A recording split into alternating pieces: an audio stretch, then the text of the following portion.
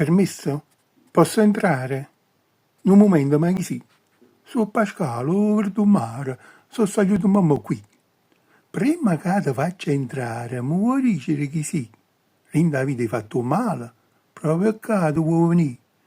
Sì, signor, io ero brava, non ci fatto mai un male, non ci acciso, né rubava, e poi sai, io sono cristiana. Tutti i giorni io vado a chiesa, una preghiera, poi un canto, una cannella sempre accesa e un fiore per un santo. E quando ero giorni di festa, io cantavo rindo coro e mettevo rindo alla cesta la mia voce da usignolo. E tu credi, mio Pasquale, che avrei fatto sempre bene? Forse mo volessi entrare, ma facitemi piacere. Se cristiani che parola, certamente non affatti.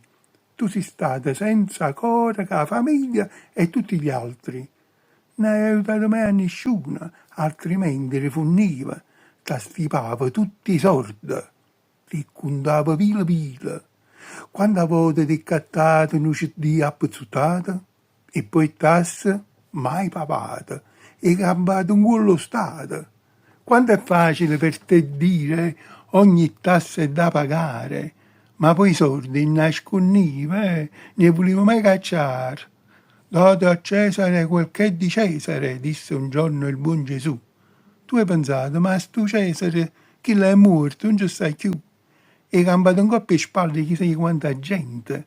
Se chiedevano una cosa, tu dicevi, non ho niente. Tu sei stato un egoista, ti hai mangiato a chi non posso, tutti e bene la famiglia, insieme a Pietro con l'osso. Forse è vero che sono stata ogni tanto un po' fedente, ma se lato non bruciava, oggi non teneva niente. Ma perché tu mo che tieni? Hai capito che sei morto? Tu non tieni proprio niente, magari non ne hai accorto. Tutto quello che tenevi è rimasto in coppa a terra e la vita che volevi, come hai visto, poi si inserra. Che non contano qui i soldi, né ricchezza o proprietà. Che noi siamo tutti uguali, niente può più mai accattare.